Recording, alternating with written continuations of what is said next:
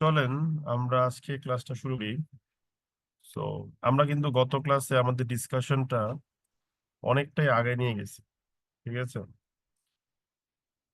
তো গত ক্লাসের যে ডিসকাশনটা আমরা আগে নিয়ে গেছি, এবার আজকের ক্লাসে আমাদের প্ল্যান হচ্ছে ওই ডিসকাশনটাকে একটা এন্ডিং লেভেলে নিয়ে যাওয়া, so that we can say yes we are done with the adjective clause. So আজকের ক্লাসে আমরা and we will see that how these things can actually affect your sentence pattern. তো চলেন আমরা আমাদের আলোচনাটা শুরু করি। প্রথমেই আমরা একটা কাজ করি, আমরা একটা বাক্য লিখি। হ্যাঁ, এটা একটা বড় বাক্য লিখি মনে করেন। আমরা ধরেন কি লিখতে পারি, আমরা লিখলাম ধরেন যে যে আমরা কি লিখতে পারি, আমরা লিখতে পারি যে আমরা একটা বাক্য মনে করি লিখলাম, বর্তমানে একটা হট ইস্যু কি হতে পারে, একটা জল খেয়ে নিই।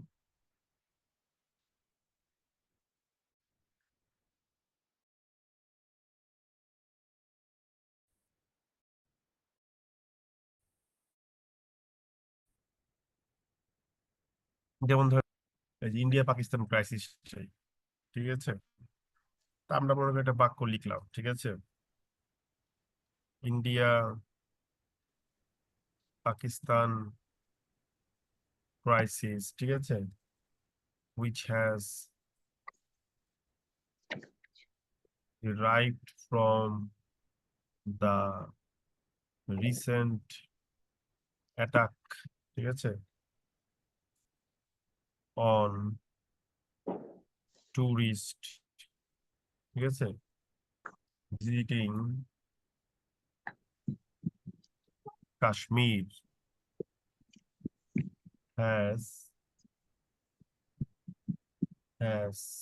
destabilized regional peace and has destabilized regional peace and harmony, ঠিক আছে?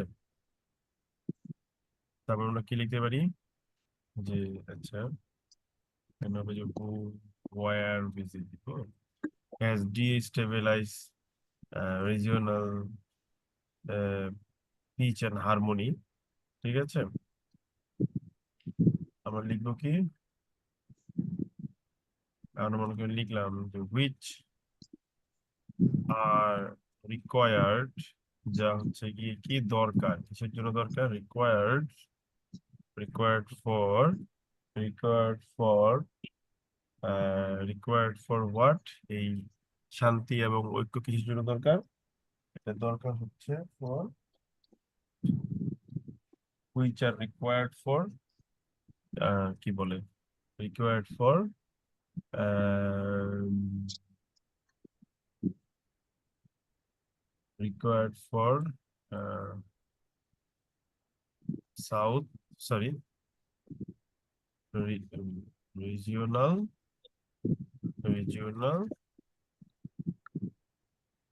socio economic growth। ধরেন আমি একটা বাক্য লিখলাম এবং এই সেন্টেন্সে কোনো ভুল নাই আপাত দৃষ্টিতে, ঠিক আছে, ইটস ভেরি বিউটিফুল সেন্টেন্স, এটা আমি কোনো মুখস্থ করে বসছি এরকম ভাইবেন না, একদমই ইনস্ট্যান্ট ইমপ্রম্পটু একটা ডেলিভারি, ঠিক আছে? এখন ব্যাপারটা হচ্ছে আমরা যদি এখন এখানে ভালো করে তাকাই, আমরা কি দেখতে পাচ্ছি, আমরা দেখতে পাচ্ছি যে এই যে ইন্ডিয়া পাকিস্তান ক্রাইসিস, হ্যাঁ, এই ইন্ডিয়া পাকিস্তান ক্রাইসিসের জন্য আমাদের প্রথমে একটা অ্যাডজেক্টিভ ক্লজ আছে যে which has derived from the recent attack on tourist, এই যে অ্যাডজেক্টিভ ক্লজ।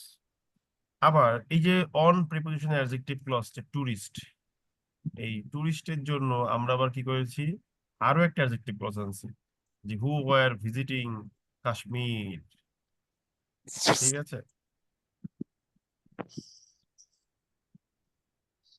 তারপর কি লিখতে পারি যে ডিস্টেবিলাইজ করছে কি রিজিওনাল পিচ এন্ড হারমোনি, আন্তর্জাতিক কি ডিস্টেবিলাইজ করছে, আঞ্চলিক শান্তি এবং ঐক্য। আবার এটার জন্য কি করছি আমরা আরো একটা এই বিষয়গুলো কি বুঝতে পারছি না বুঝতে পারিনি বলেন?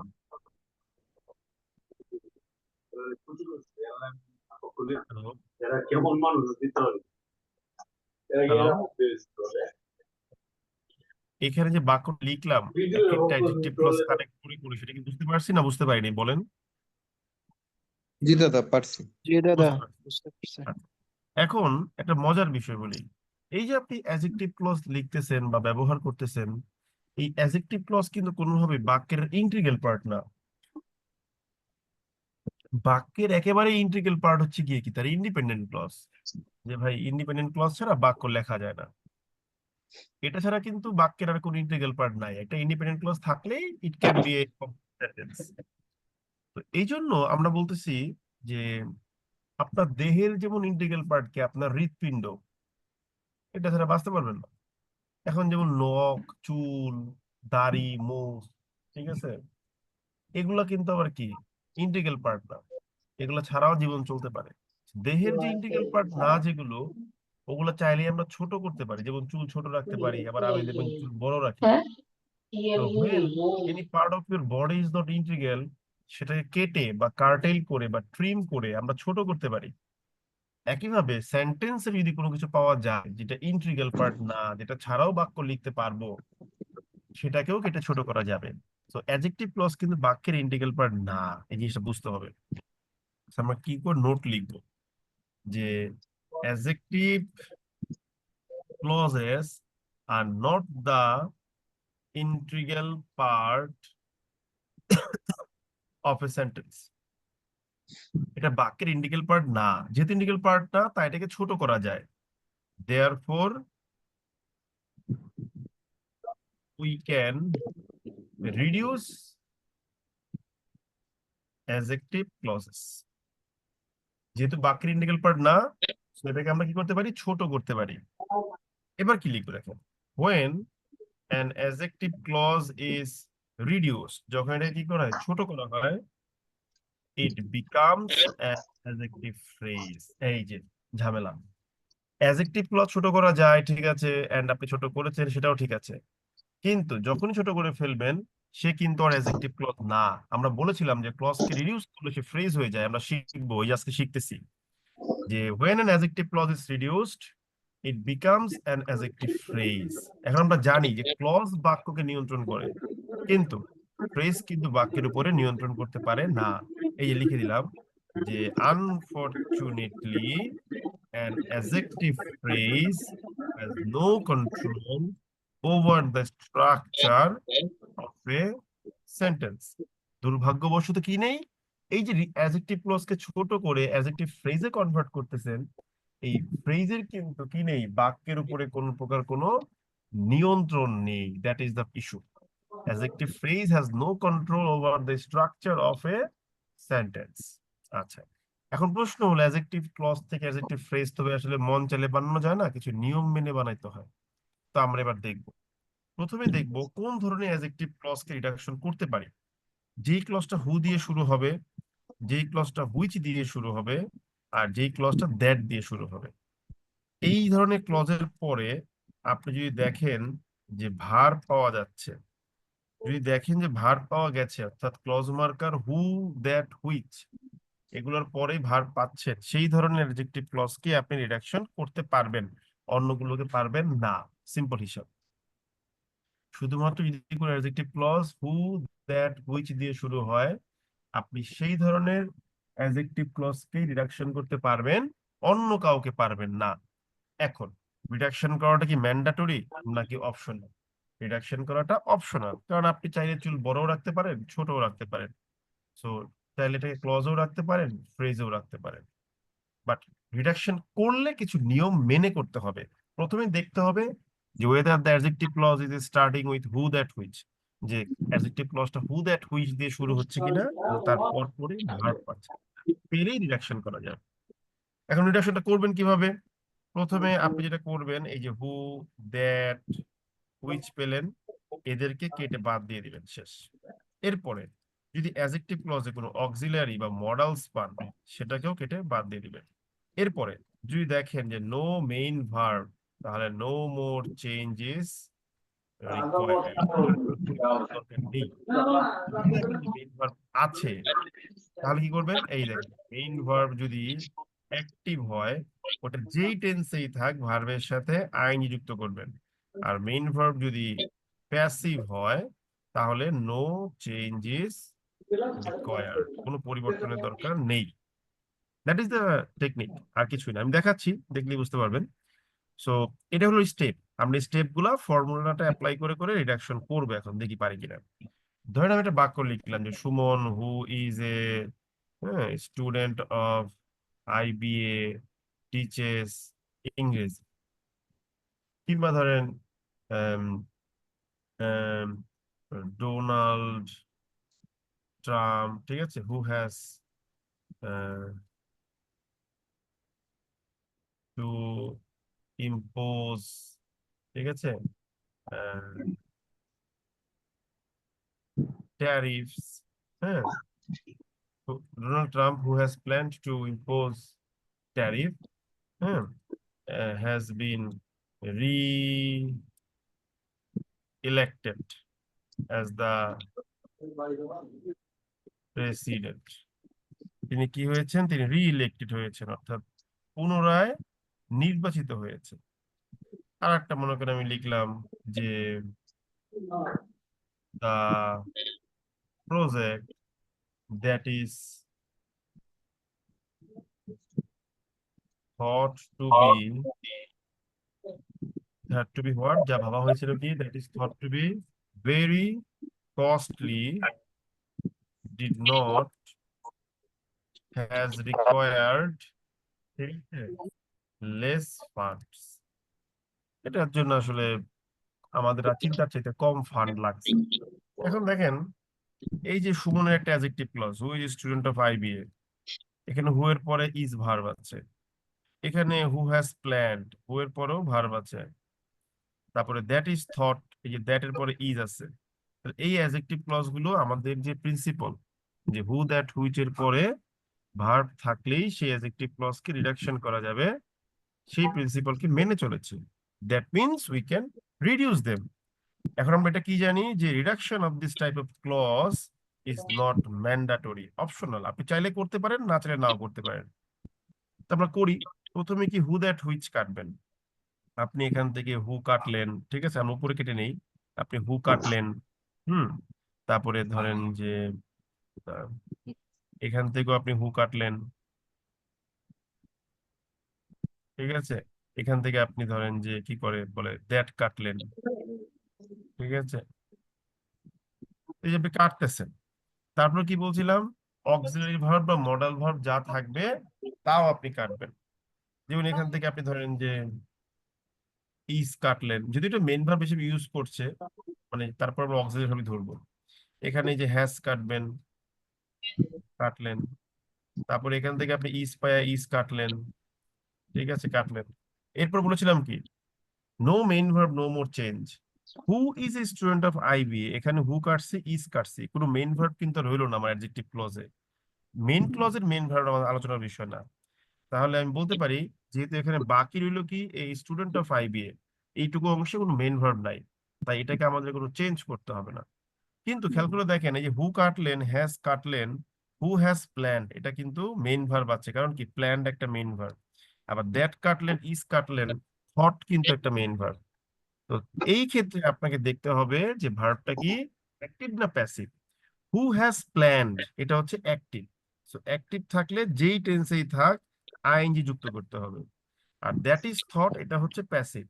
প্যাসিভ থাকলে নো চেঞ্জ। এই হলো গিয়ে কাহিনী। তাহলে আমরা বুঝে গেলাম যে কিভাবে রিডাকশনটা করতে হয়। এখন এই রিডাকশন করার পরে একটা ঝামেলা আছে। কি ঝামেলা আছে? ঝামেলাটা হচ্ছে এই যে no main verb no more change, main verb না থাকলে কোনো চেঞ্জ আনতে হবে না, এটাকেই বলা হয় অ্যাপোজিটিভস। আর যেটা মেইন ভার্ব থাকলে আপনি আইনজি যুক্ত করেছেন, এটাকে বলা হয় প্রেজেন্ট পার্টিসিপিয়াল। ভালো করে ওয়ার্ডটা খেয়াল করবেন, আমি কিন্তু পার্টিসিপল বলি নাই, আমি বলেছি পার্টিসিপিয়াল। আর প্যাসিভ হলে যেটা নো চেঞ্জ, ওইটাকে বলা হয় হচ্ছে পাস্ট পার্টিসিপিয়াল।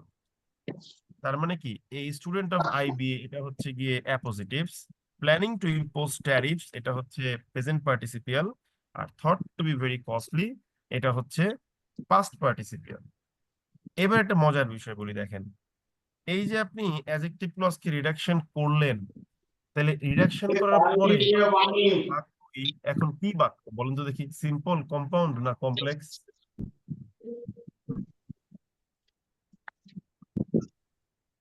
হ্যালো?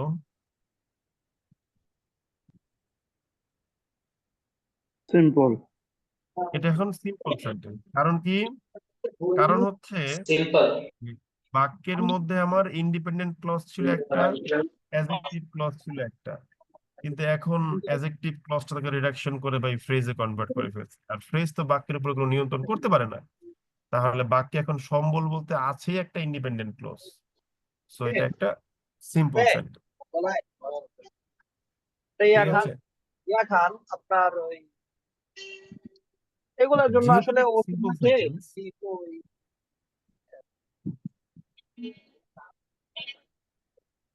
দেখেন এটা কথা বলি, আমার বাচ্চা প্রস্রাব দিয়ে রক্ত যাচ্ছে, তাহলে আমার নিশ্চয়ই মন টন খারাপ, তারপরে ধরেন যে আমি টেনশনে আছি, তাই না? তারপরে দেখেন আমি চিন্তা করি কি না, আমার ক্লাসগুলো আমি সুন্দর করে নিয়ে ফেলবো, ছেলেমেয়েরা পড়তেছে পড়ুক।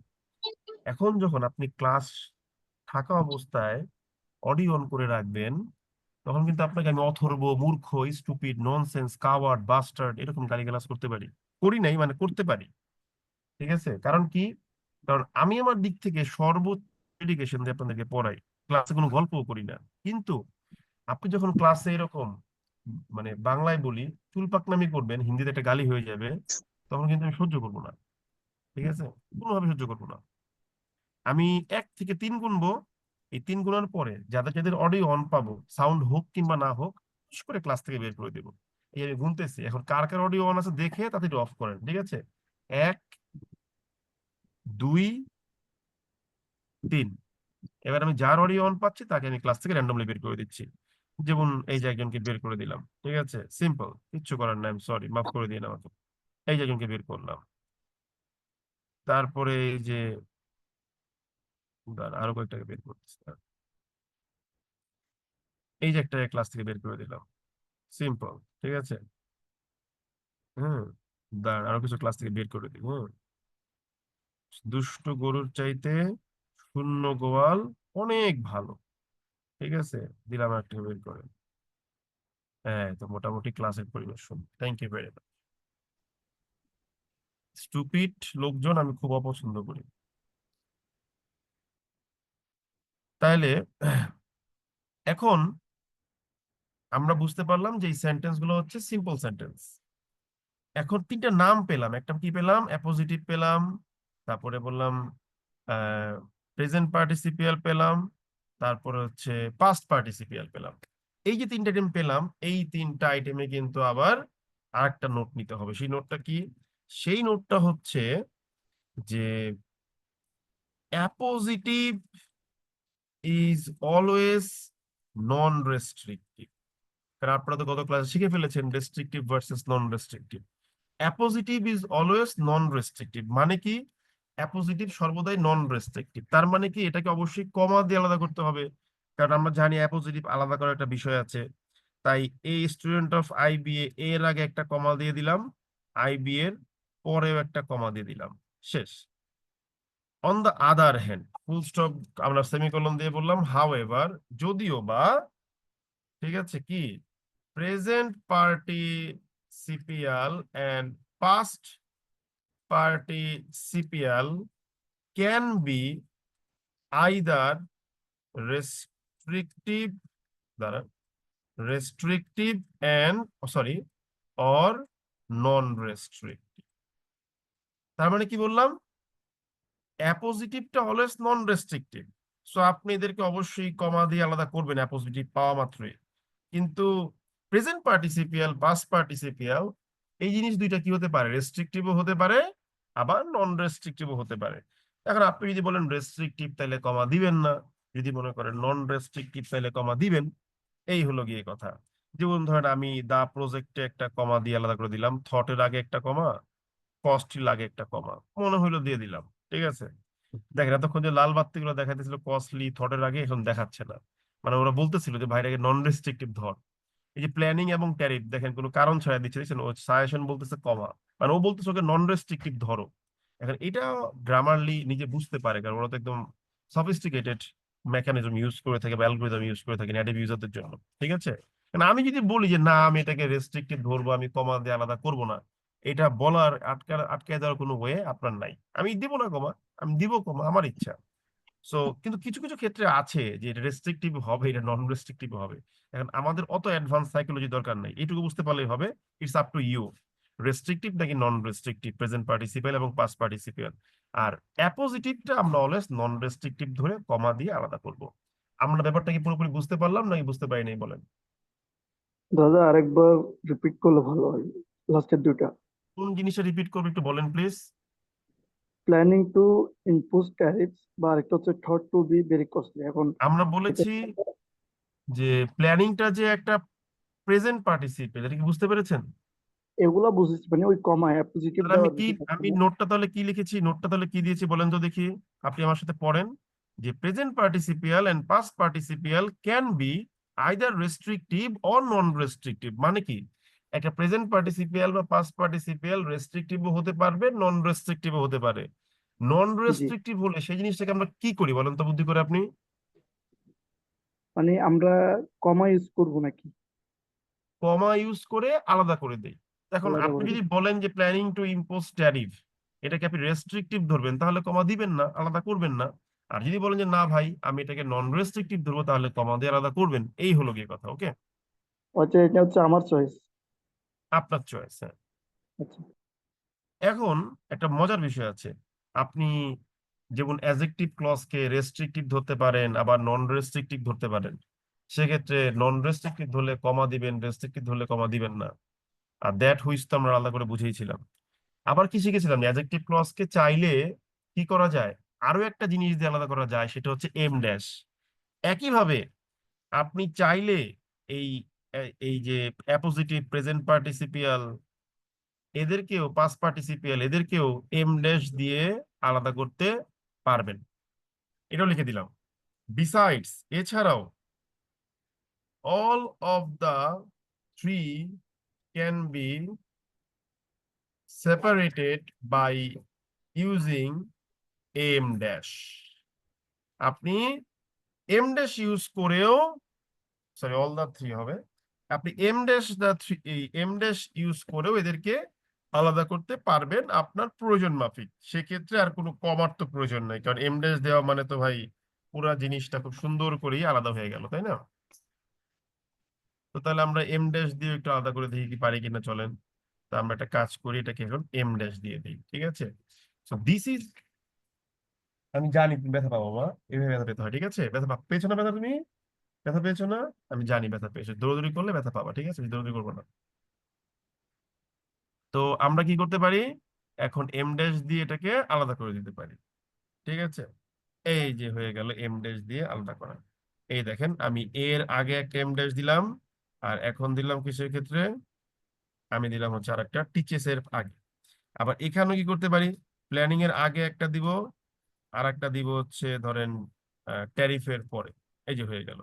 আমি যদি বলি thought to be very costly, এই থটের আগে একটা দিব, আর হচ্ছে আপনার কস্টলির পরে একটা দিব। এই দেখছেন, আমি আমার প্রয়োজন মাফিক এটাকে এম ড্যাশ দিয়ে আলাদা করতে পারি।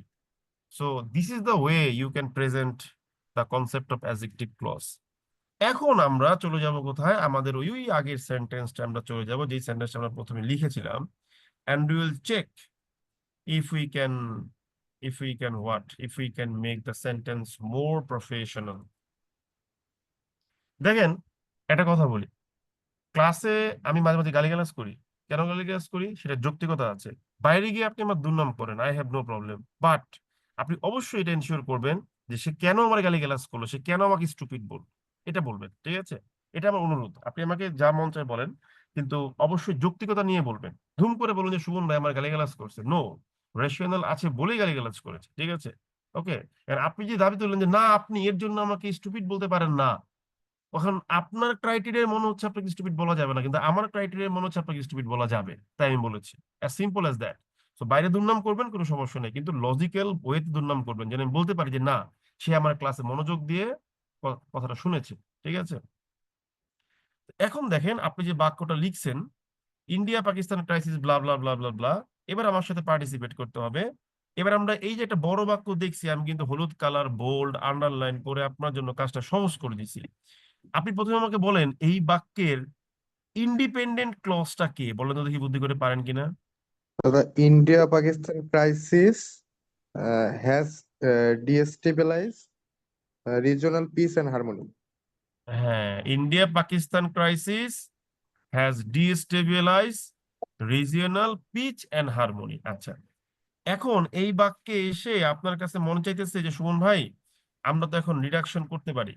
তা আমি যদি বলি which has derive from the recent attack on tourist, আমি যদি বলি এখান থেকে হুইচ কাটবো, কাটলাম।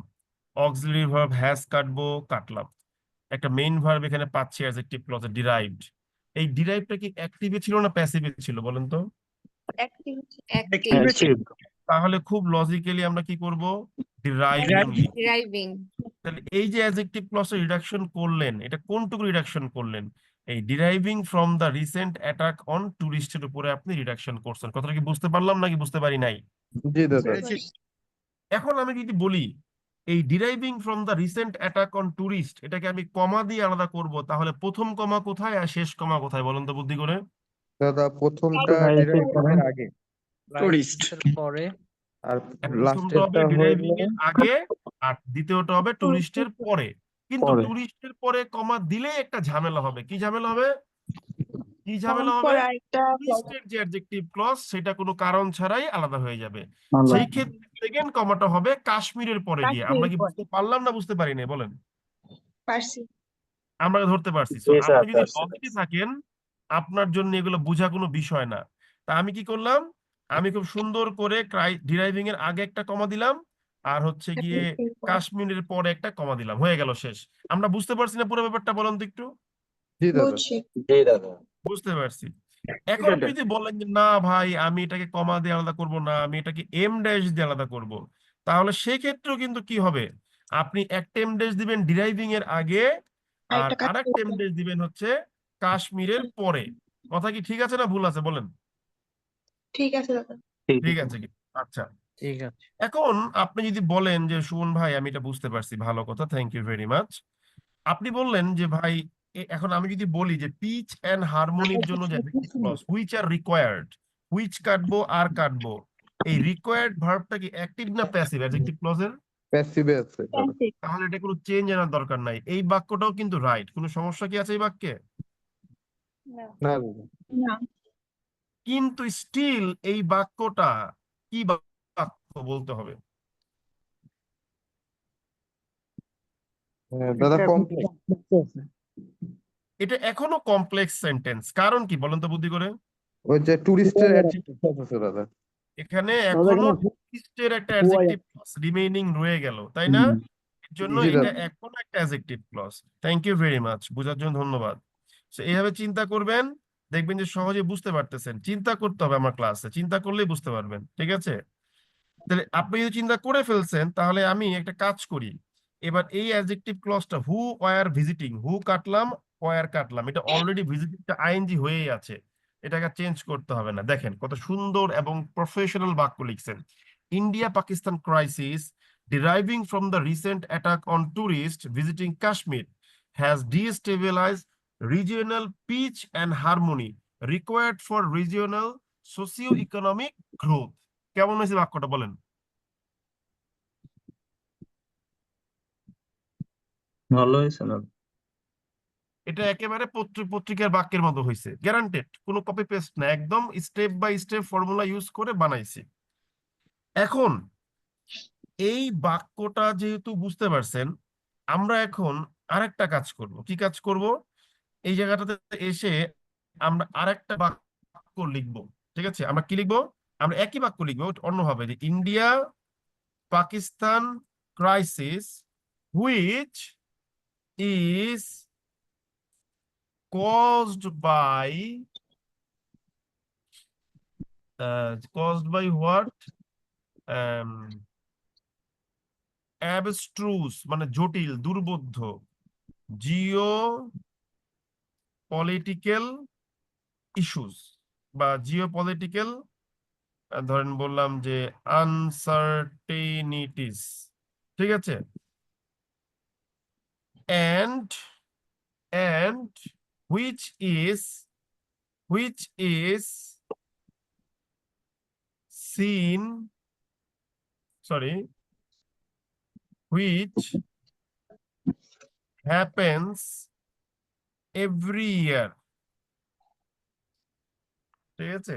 তারপর কি লিখলাম যে has turned a new chapter following the recent attack।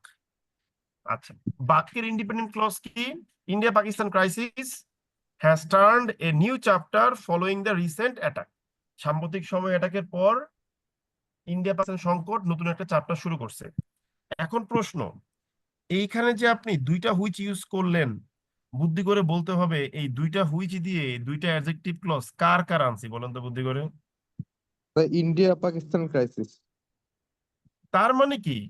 তার মানে হলো এখানে ইন্ডিয়া পাকিস্তান ক্রাইসিসের জন্যই আমরা দুইটা অ্যাডজেক্টিভ ক্লজ আনছি। এখন খেয়াল করে দেখেন দুই এমন ভাবে লিখেছি সো দ্যাট এই অ্যাডজেক্টিভ ক্লজ কে রিডাকশন করা যায়। যেমন হুইচ ইজ কজড, আমি হুইচ কাটবো, ইজ কাটবো, রিডাকশন করলে এটা প্যাসিভ, সো কস্ট কজডই থাকবে। রিডাকশন করে ফেললাম। এখন এইটা রিডাকশন করে যদি আমি এইটুকুতে রেখে দেই তাহলে কি বাক্যটা রাইট না রং এই মুহূর্তে বলেন? রং।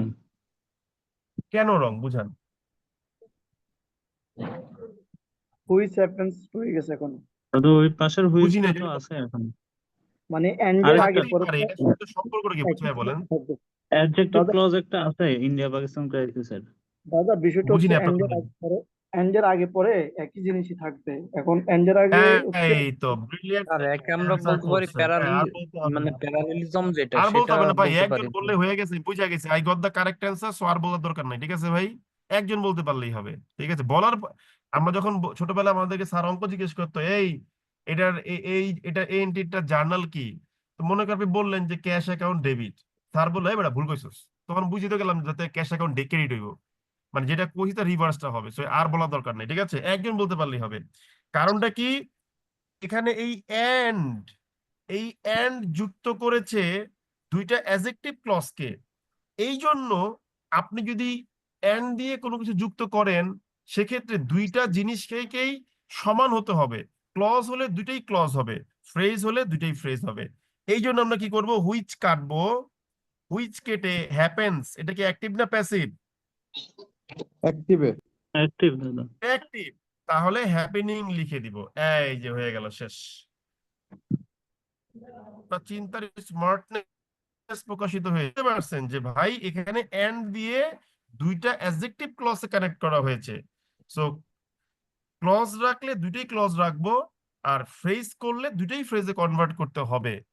এমন কোনো বাধ্যবাধকতা মেনটেন না করলে এখানে কিন্তু ভুল হয়ে যাবে। কিন্তু এই যে আমি যেটা মার্ক করতে দেখেন যে from the recent attack on tourist, এই ক্ষেত্রে যদি এই রিডাকশনটা করার পরে আমি হু ওয়ার ভিজিটিং কাশ্মীর এটাকে রিডাকশন নাও করি আমার কোনো সমস্যা নেই। কারণ কি এখানে এন্ড দিয়ে দুইটা ক্লজ যুক্ত করা হয় নাই, বরঞ্চ একটার মধ্যে আর একটা ক্লজকে ঢুকানো হয়েছে, কিন্তু এখানে এন্ড দিয়ে একটা ব্যালেন্স করা হয়েছে। আমরা কি ব্যাপারটা বুঝতে পারলাম না বুঝতে পারি নাই? বুঝতে পারছি। এখন যদি এমন হতো এন্ড দিয়ে আপনি এমন দুইটা ক্লজ যুক্ত করেছেন যে একটাকে রিডাকশন করা যাচ্ছে আর একটাকে রিডাকশন করা যাচ্ছে না, সেক্ষেত্রে আপনি কি করতেন বলেন? এমনটাই কি হবে? তাহলে দুইটাকে ক্লজ হতেই পারে একটা ক্লজ রিডাকশন করা যাবে আর একটা ক্লজ যাবে না। সেক্ষেত্রে আপনার কথা হলো এন্ড সমজাতীয় জিনিসকে অ্যাড করবে। তো ক্লজ হলে দুইটাই ক্লজ, ফ্রেজ হলে দুইটাই ফ্রেজ। যখন দেখতেছেন যে একটা ক্লজকে ফ্রেজে কনভার্ট করা যাচ্ছে কিন্তু আরেকটা যাচ্ছে না, তাহলে আপনি রিডাকশন করবেন না, দুইটাই ক্লজে রাখবেন। সিম্পল হিসাব। কথা কি ঠিক আছে না ভুল আছে? জি ঠিক। এখন এই বিষয়গুলো আসলে লেখা বোঝানো যায় না, এই বিষয়গুলো হচ্ছে অনুসিদ্ধান্তের মতো, ক্লাস করতে করতে বুঝতে হয় যে এন্ড দিয়ে যুক্ত করলে সেম জিনিস যুক্ত করব। এখন এমন যদি হয় একটা রিডাকশন করা যায় একটা রিডাকশন করা যায় না, তাহলে তো ঝামেলা হয়ে যাবে, একটা ফ্রেজ আর একটা ক্লজ হবে না, দুটোই আমি ক্লজে রাখবো। ঠিক আছে, এই হলো গিয়ে কথা। এখন এই পয়েন্টে এসে ভাই আসলে আলোচনা করার মতো, ট্রুথ টু বি সেইড, আলোচনা করার মতো অনেক কিছু আছে আমি যদি আপনার সাথে আলোচনা করতে চাই। যেমন ধরেন আপনি যদি বলেন যে সুমন ভাই, ঠিক আছে আমরা এখন বুঝতে পারলাম যে এন্ড দিয়ে যুক্ত করছেন বিধায় দুই রিডাকশন করছেন, ভালো ভালো কথা। এখন আমি যদি বলি যে প্রথম এন্ড এর আগে যেটা আছে ওটা কিন্তু পাস্ট পার্টিসিপিয়াল কস্ট, আর এন্ড এর পরে যেটা আছে হ্যাপেনিং এভরি ইয়ার এটা কিন্তু প্রেজেন্ট পার্টিসিপিয়াল কারণ আইএনজি। এখন আপনি যদি বলেন যে আগেরটা অর্থাৎ পাস্ট পার্টিসিপিয়ালটাকে আপনি কমা দিয়ে আলাদা করবেন, সেক্ষেত্রে পরেরটাই করতে হবে নাকি করতে হবে না, বলেন। দাদা কমা দিতে হবে। না করলে না, তো চলবে না। আপনি যদি বলেন, দেখেন আপনার এন্ড এর মূল দায়িত্বটা কি, সে দুইটা সমজাতীয় জিনিসকে অ্যাড করবে, ক্লজ হলে ক্লজ, ফ্রেজ হলে ফ্রেজ। কিন্তু এই দুইটা ফ্রেজেরই স্বাধীনতা আছে। আপনি যদি বলেন যে আগেরটাকে কমা দিয়ে আলাদা করবেন, অর্থাৎ কজের আগে একটা কমা দিবেন, আনসার্টেনিটিস এর পরে একটা দিবেন, সেক্ষেত্রে কোনো সমস্যা নেই। কারণটা কি, এখানে হ্যাপেনিং এভরি ইয়ার কিন্তু আনসার্টেনিটির সাথে কানেক্টেড না যে এটারে নিয়ে তারপরে কমা দিতে হবে। এখানে এই ফ্রেজটাও আলাদা, এই ফ্রেজটাও আলাদা, দুইটা আলাদা ফ্রেজ এন্ড এর সাথে যুক্ত হয়ে আছে। আগেরটাকে যদি নন রেস্ট্রিক্টিভ ধরেন, পরেরটাকে রেস্ট্রিক্টিভ ধরেন, কোনো সমস্যা নাই। কথা কি বুঝতে পারছেন নাকি বুঝতে পারেন নাই?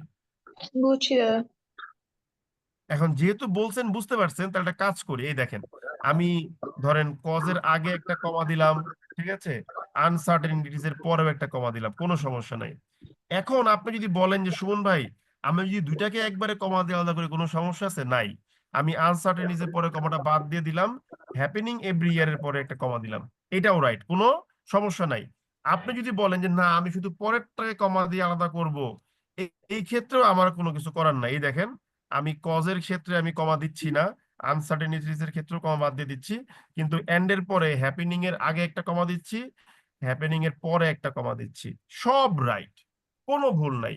এবং একইভাবে আপনি চাইলে এদেরকে যদি মনে করেন যে আগের টুকুকে আপনি এমডেস দিয়ে আলাদা করবেন, পরের টুকু করবেন না, বা পরের টুকু করবেন আগের টুকু করবেন না, বা পুরোটাকেই এমডেস দিয়ে আলাদা করবেন, পুরো ব্যাপারটাই আপনার উপর নির্ভর করতেছে। Is it clear or not, tell me. Clear. Clear.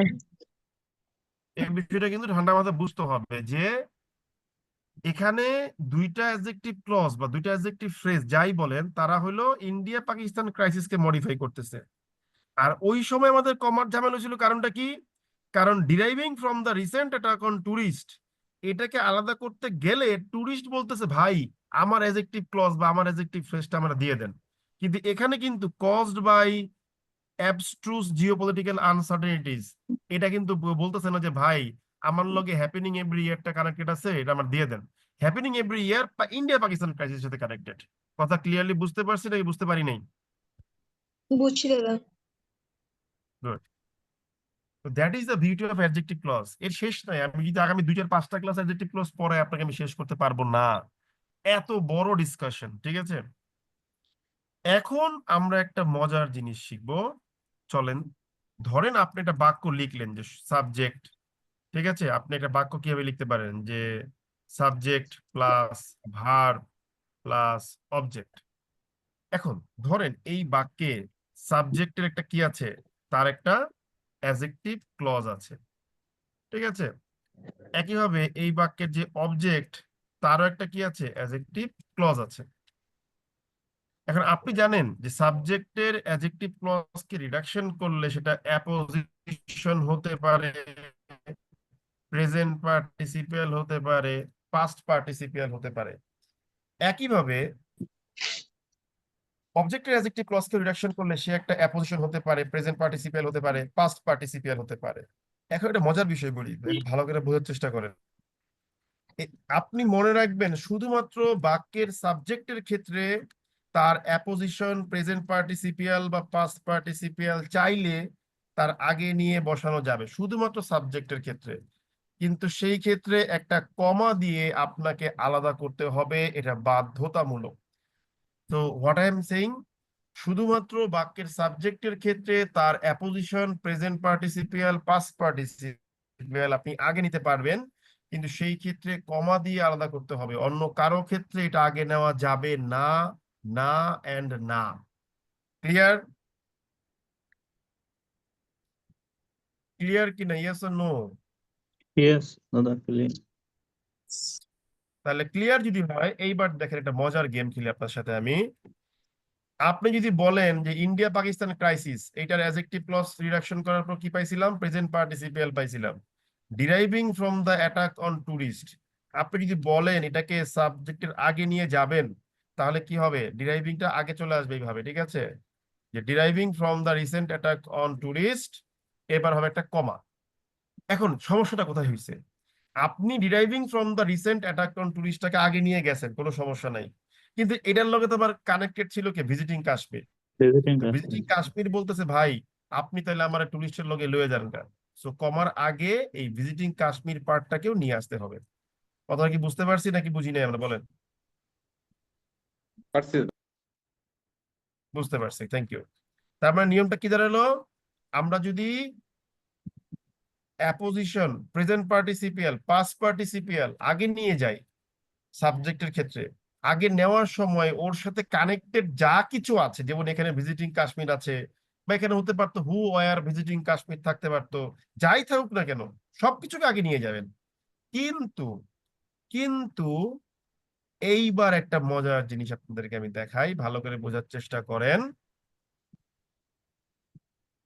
এইবার দেখেন, আপনি যদি বলেন যে ইন্ডিয়া পাকিস্তান ক্রাইসিসের যে পাস্ট পার্টিসিপিয়াল কজড বাই অ্যাবস্ট্রুস জিওপলিটিক্যাল আনসার্টেনিটিস, এটাকে যদি আপনি যদি বলেন যে ইন্ডিয়া পাকিস্তান ক্রাইসিসের আগে নিয়ে যাবেন, সেক্ষেত্রে কি হ্যাপেনিং এভরি ইয়ারটাও আগে নিতে হবে নাকি নিতে হবে না? বুদ্ধি করে বলেন।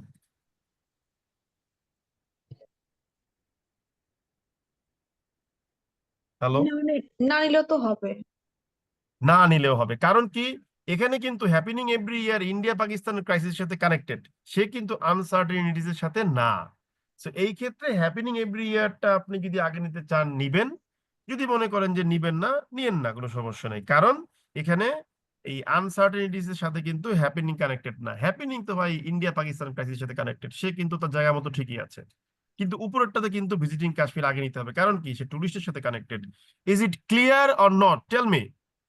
ক্লিয়ার দাদা। ক্লিয়ার। অন্যরা বুঝতে পারছেন? আমি কিছু স্পেসিফিক ভয়েস পাচ্ছি, অন্য কোনো ভয়েস পাচ্ছি না। Please response. জি স্যার, জি জি sir. Sir. Okay, thank you. বুঝতে পারছি দাদা। এটাই হলো ক্লজের মজা। দেখেন আপনি ওই যে I love you, you hate me, ওই আলোচনা থেকে শুরু করে করে কত সুন্দর করে এইদিকে চলে আসলেন, দেখছেন? তো this is the beauty of adjective clause. Adjective clause হতে পারলে বাক্যের অনেক কিছু শিখা হয়ে যায়। এখন আমরা আরেকটা মজার জিনিস শিখবো, সেটা হচ্ছে গিয়ে কি, এই যে রিডাকশনটা আমরা যদি একদম দেখেন ফার্স্টের দিকে লেকচারের দিকে চলে যাই, একদম 1 নম্বর লেকচারের দিকে চলে যাই। So if we go back hour lecture to our lecture 1, so let's see what we can see. আমরা এখন কোথায় আছি? আমরা দেখেন লেকচার 1 কি দেখতে পাচ্ছেন? আমি ওপেন করেছি, হ্যাঁ দাদা। দেখতে পাচ্ছেন। আমরা এখানে বলেছিলাম যে, এই দেখেন আমরা বলেছিলাম যে, কি বলেছিলাম? আমরা বলেছিলাম যে অ্যাডজেক্টিভ ক্লজ, এই দেখেন অ্যাডজেক্টিভ ক্লজ, রিলেটিভ ক্লজ দুই প্রকার, রেস্ট্রিকটিভ, নন রেস্ট্রিকটিভ। বুঝতে পারছি?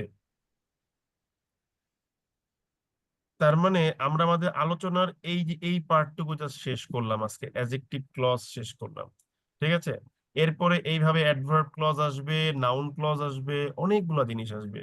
সো ঠান্ডা মাথায় পড়তে হবে। গ্রামারের মোট 5টা থেকে 6টা টপিক আমি পড়াবো রাইটিং এর জন্য। আপনার রাইটিং এর যে ঝামেলা, মানে আপনি যদি লিখতে পড়তে ভালোবাসেন, রাইটিং এর যে ঝামেলা সেটা দূর হয়ে যাবে। আচ্ছা, এই রিডাকশনটা ছাড়াও আরেকটা রিডাকশন কিন্তু আছে। আপনারা কি 4 নম্বর লেকচার দেখতে পাচ্ছেন এখন? হ্যাঁ দাদা। এখন যে রিডাকশনটা বলবো সেটা হচ্ছে কি ধরনের রিডাকশন দেখেন, সেটা হচ্ছে ধরেন কোন একটা ক্লজ শুরু হইলো কি দিয়ে? দ্যাট দিয়ে, বা ধরেন হুম দিয়ে, বা ধরেন হুইচ দিয়ে, তারপর কি থাকলো? সাবজেক্ট থাকলো, তারপর কি থাকলো? ভার্ব থাকলো। এই ধরনের অ্যাডজেক্টিভ ক্লজ রিডাকশন করা যাবে না, কারণ আমরা কি জানি? হুম তো রিডাকশন করা যায় না, আমরা জানি। দ্যাট বা হুইচের পরে যদি সাবজেক্ট থাকে রিডাকশন করা যাবে না। যদি ভার্ব থাকতো সরাসরি তাহলে পারতাম।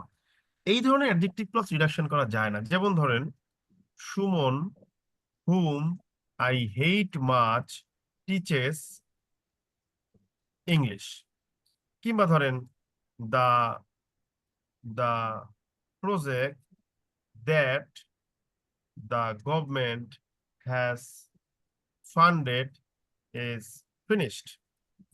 এই দেখেন whom I hate much, whom এর পরে সাবজেক্ট একটা I, that এর পরে সাবজেক্ট the government। আমরা জানি যে এই ধরনের অ্যাডজেক্টিভ ক্লজ রিডাকশন করা যাবে না, কিন্তু এই ধরনের অ্যাডজেক্টিভ ক্লজের ক্ষেত্রে একটা কাজ করা যায়। সেই কাজটা কি, আসেন আমরা নিচে গিয়ে দেখি।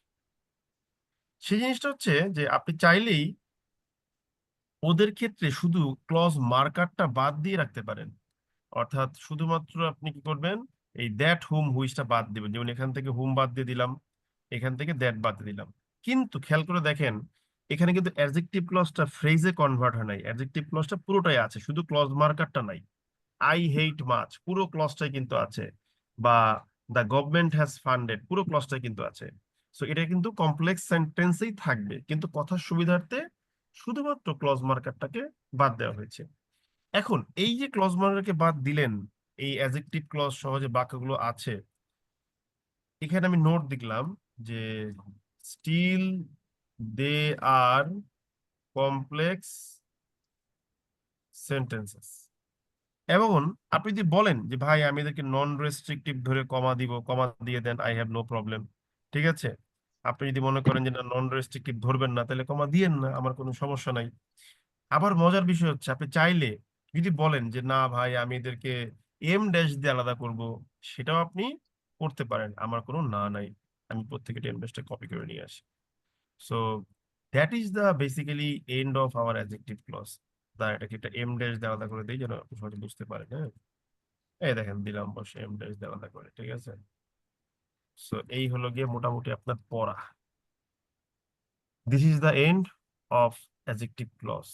তাহলে বলেন আপনারা যে টাকা দিয়ে ভর্তি হয়েছেন, যারা নতুন, পুরাতন না নতুন, তারা যে অনেকের কাছ থেকে শুনে ভর্তি হয়েছেন, did you learn something different or not, tell me. জি দাদা, হ্যাঁ, অবশ্যই জি দাদা, অবশ্যই শিখছি নতুন নতুন। অবশ্যই দাদা, নতুন কিছু অবশ্যই। খুবই ইন্টারেস্টিং জিনিসগুলো, ঠিক আছে। এখন আমরা পত্রিকা থেকে দুই একটা সেন্টেন্স নিয়ে একটু দেখবো যে ওয়েদার হোয়াট সুমন ভাই is saying is this right or wrong, ঠিক আছে। দুই একটা সেন্টেন্স, বেশি দেখবো না, ঠিক আছে। দাদা, ওকে, এখানে একটা বিষয় আমরা দুই জানার একটা আছে। হ্যাঁ বলেন। দাদা, এখানে পার্টিসিপল আর কি পার্টিসিপিয়াল কি একই জিনিস কিনা নাকি আলাদা? পার্টিসিপল পার্টিসিপিয়াল একই জিনিস, কিন্তু পার্টিসিপলটা সাধারণত একটা ওয়ার্ডে হয়, আর পার্টিসিপিয়াল এর ক্ষেত্রে পার্টিসিপিয়াল ফ্রেজ বলা হয়, মানে অনেকগুলো ওয়ার্ড থাকে ওইখানে, ঠিক আছে, এরকম। আচ্ছা তো দাদা, আমরা ধরেন ধন্যবাদ। অপিনিয়ন পেজে গেলাম, অপিনিয়ন পেজে গিয়ে মনে করেন একটু জিওপলিটিক্যাল ইনসাইটস, আচ্ছা আজকে এডিটোরিয়ালে ঢুকি। এডিটোরিয়াল থেকে যে কোনো একটা টপিক বলেন, যে কোন টপিকটা আমরা নিব বলেন, এখান থেকে বলেন। দাদা বিজনেস রিলেটেড নেন।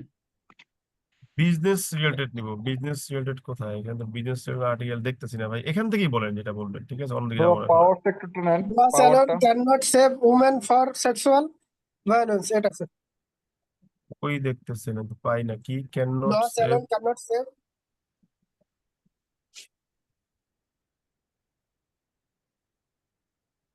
আপনি কোনটা বলছেন ভাই?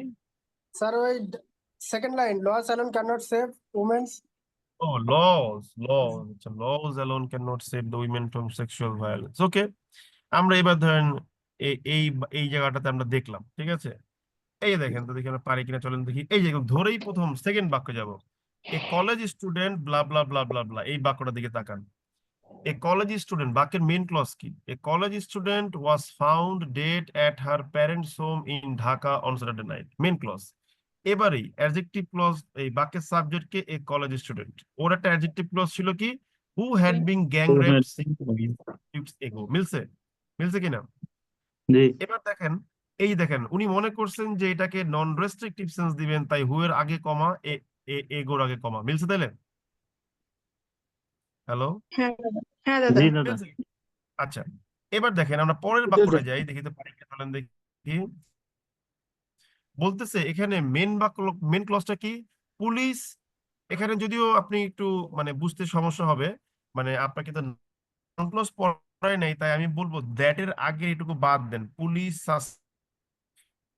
আপনি এইটুকু পড়েন যে the girl died by suicide, সে সুইসাইড করে মারা গেছে, এটা clause। এই গার্লের অ্যাডজেক্টিভ ক্লজ ছিল কি, who is daughter of a martyr of July August uprising. Who কেটেছে, ইজ কেটেছে, daughter of a martyr of July.